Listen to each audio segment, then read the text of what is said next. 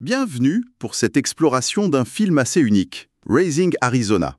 C'est le deuxième film des frères Coen, sorti en 87.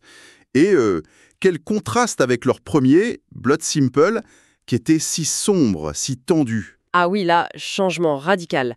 On plonge dans une comédie complètement survoltée. C'est visuellement exubérant et l'histoire part un peu dans tous les sens, mais de façon géniale. Exactement. Alors aujourd'hui, on va essayer de décortiquer ça. D'abord voir comment cette comédie, avec son humour très absurde, s'attaque en fait au rêve américain, quoi, et à cette obsession de la famille parfaite. Ensuite, on va regarder de près le style visuel, la narration. C'est un mélange assez dingue de caricature, d'emprunt au cartoon, et puis de gags très physiques, le slapstick. C'est ça. Et enfin, on verra comment, sous cette farce, il y a des thèmes plus sérieux. Le chaos, la rédemption, incarnés par des personnages hauts en couleur. Oui, l'idée c'est de voir comment cette comédie qui a l'air un peu déjantée propose en fait une réflexion assez fine sur nos mythes culturels, sur la nature humaine aussi. C'est très Coen ça, d'utiliser un genre, ici la comédie burlesque, pour dire des choses plus complexes, parfois même assez sombres. Bon, alors commençons par le début, par cette satire du rêve américain et de la famille idéale. Le couple central, déjà, c'est tout un programme. Achie McDonough, Nicolas Cage, incroyable d'énergie nerveuse. Oui. C'est un petit criminel qui fait des allers-retours en prison. Et en face, Edwina, Ed, jouée par Holly Hunter. Elle est policière. La rencontre est parfaite. Le moment où elle prend sa photo d'identité judiciaire, ça donne le ton direct. Carrément. L'ironie est là, le chaos et l'ordre qui tombent amoureux, et qui sont unis par un désir, somme toute assez classique, avoir un enfant. Et c'est justement parce qu'ils ne peuvent pas en avoir que tout bascule. L'idée de kidnapper un bébé, c'est à la fois tragique et complètement absurde. Et les Coen utilisent ça pour grossir le trait sur notre société de consommation. Comment ça ?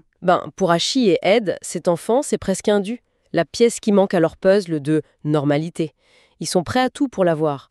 Et de l'autre côté, chez les Arizona, les quintuplés, c'est presque trop. Une sorte d'accumulation de richesses. Du coup, le bébé, Nathan Junior, il est traité un peu comme une marchandise, quoi. Oui. Il y a cette scène folle où H.I. s'introduit dans la chambre des bébés pour en choisir un. On a l'impression qu'il fait son shopping. Exactement. Il hésite, il compare. C'est tourné avec une légèreté comique, mais le fond est assez glaçant, non ? Carrément. C'est une parodie géniale du choix consumériste. Choisir un enfant comme on choisit, une boîte de céréales.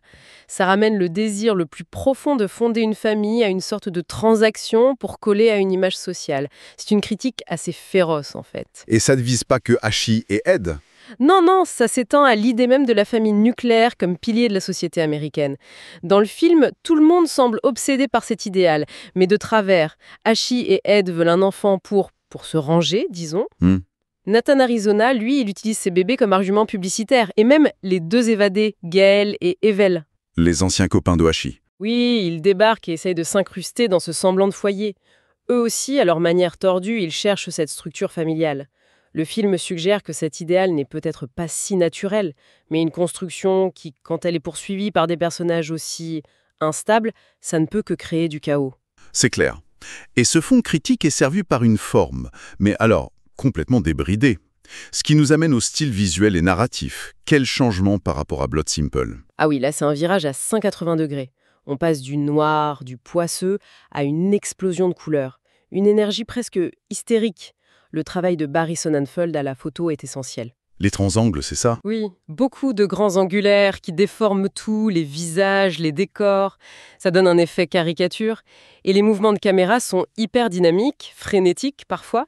On dirait que la caméra elle-même est prise dans la folie. On pense tout de suite aux cartoons, aux dessins animés. L'influence est flagrante, surtout Tex Avery, Chuck Jones. La scène de la poursuite après le vol des couches, c'est l'exemple parfait. Ah oui, mythique. IAI poursuivi par la police, les vendeurs, une meute de chiens. La caméra virevolte, prend des angles impossibles. Le rythme est effréné. Et la musique de Carter Burwell, avec ce banjo et ses yodels. C'est complètement fou. C'est ça. La logique normale disparaît au profit de la logique du gag, de l'accumulation, du rythme pur. C'est du cartoon en live. Et puis il y a tout l'aspect slapstick, le comique physique. Les personnages tombent tout le temps, se cognent, se retrouvent dans des situations impossibles. Oui, ça rappelle le cinéma muet, Chaplin, Keaton. Mais avec cette touche Cohen un peu étrange, un peu décalée, les gags sont parfois surréalistes, presque inquiétants sous le vernis comique. C'est vrai. H.I. qui n'arrive même pas à tenir son bébé sans déclencher une catastrophe, il y a une maladresse qui touche à l'absurde. Tout à fait. Mais, et c'est là que c'est fort, je trouve, malgré tous ces gags, cette caricature, il y a quelque chose de touchant qui reste, non? C'est ça, la magie et la complexité du film. Au milieu de ce chaos burlesque, le désir d'enfant de H.I. et Ed, il est traité avec une vraie sincérité. Leur couple est dysfonctionnel, leur histoire est dingue, mais il y a une tendresse qui se dégage. Le film réussit ce grand écart, passer du gag grotesque à des moments de poésie pure, comme le monologue final de H.I. C'est ce mélange des tons, cette capacité à être drôle et émouvant en même temps, qui rend le film si unique. Et cette folie formelle, cette comédie, elle permet aussi d'aborder des thèmes plus sombres. Le chaos, la rédemption. Et là, il y a un personnage qui marque. Leonard Smalls. Ah, Leonard Smalls, le chasseur de primes motard sorti de l'enfer, joué par Randall Tex Cobb. Rien que son look, la veste en cuir, l'arsenal, les bottes. Il fait peur. Oui. Et ce qu'il fait, il détruit tout, même des petits lapins. Ça en fait une figure presque mythologique. L'incarnation de la destruction pure. Un peu démoniaque même. Il est plus qu'un simple méchant de cartoon alors. Je pense, oui. On peut y voir une dimension allégorique. Smalls, ça pourrait être une projection des démons de H.I., de son passé violent, de sa part d'ombre qu'il essaie de maîtriser pour devenir normal. Intéressant. Smalls, il traque le bébé comme une prime, pas par affection. Et la confrontation finale, où il est littéralement désintégré, ça devient symbolique. Pour espérer la rédemption, H.I. doit affronter et vaincre cette part sombre en lui. C'est un combat intérieur. Et le chaos ne vient pas que de Smalls, il vient aussi de l'intérieur, avec les anciens codétenus, Gale et Evel. Exactement. Les frères Snoots. Eux aussi, ils menacent l'équilibre fragile que H.I. et Ed essaient de construire. Ils débarquent, ils s'incrustent et ils ramènent avec eux le crime, l'irresponsabilité. Le passé qui revient. Désordre. Le bébé devient même un otage potentiel pour eux. C'est vrai. Du coup, la rédemption, elle paraît bien compliquée à atteindre. Et pourtant, le film se termine sur une note plus douce, avec ce rêve de H. Oui, cette séquence finale est magnifique. Et ambiguë. H rêve d'un futur apaisé, vieux, avec Ed, entouré d'enfants, de petits-enfants. C'est très beau, très poétique. Mais c'est un rêve. Alors, simple illusion ou une vraie possibilité? C'est toute la question. Les Cohen laissent planer le doute. La rédemption n'est pas garantie, c'est un horizon, une utopie fragile. Ça dépendra de leur capacité à dépasser leur nature un peu erratique. C'est plus une aspiration qu'une certitude.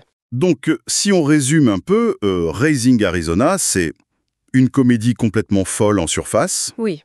mais c'est aussi une satire assez féroce du rêve américain, de la famille idéale, le tout démonté par l'absurde. Mhm.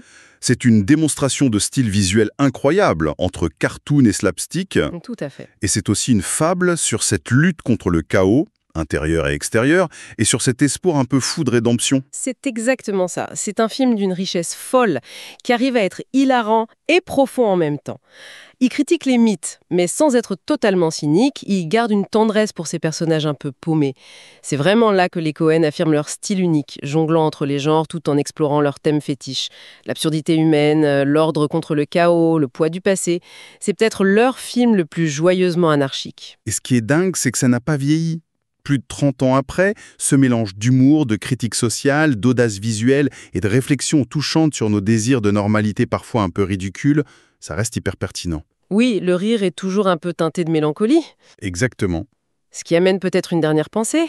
Si les Cohen utilisent l'absurde et la caricature si brillamment pour démonter les mythes de leur époque, on pourrait se demander quels sont les mythes d'aujourd'hui, les obsessions de notre temps qui mériteraient un traitement similaire? Quelles sont nos familles idéales, nos rêves américains actuels qui appelleraient une telle déconstruction par le rire? Très bonne question pour continuer la réflexion. D'ailleurs, si l'envie vous prend de partager vos propres idées sur Raising Arizona, sur ce qu'il évoque pour vous aujourd'hui, n'hésitez pas. C'est vraiment un film qui ouvre la discussion.